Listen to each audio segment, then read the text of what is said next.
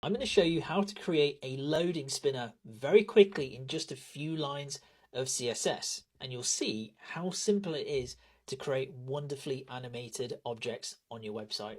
So let's go take a look. The first thing you want to do is add the HTML. So let's create a div of spinner, and as you can see, I'm using a shortcut here to basically create it using Emmet. VS Code and CodePen have this by default. So for example, if I press tab here, it now creates all the HTML structure that I wanted to create this. So that's one way of doing it, or you could do it the manual way.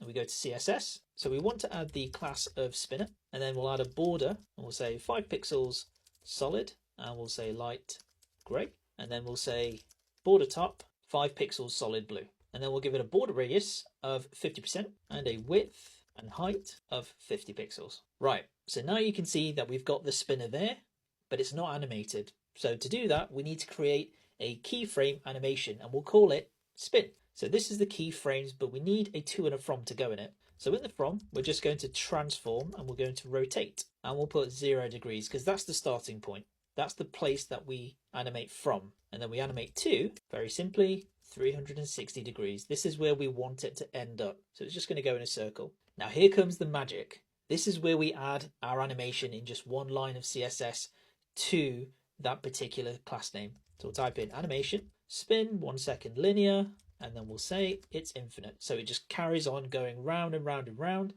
just like a loading spinner. And just like that, we've created our very own loading spinner with just a few lines of CSS, and you can use this anywhere in your site now. So give it a go on CodePen or VS Code.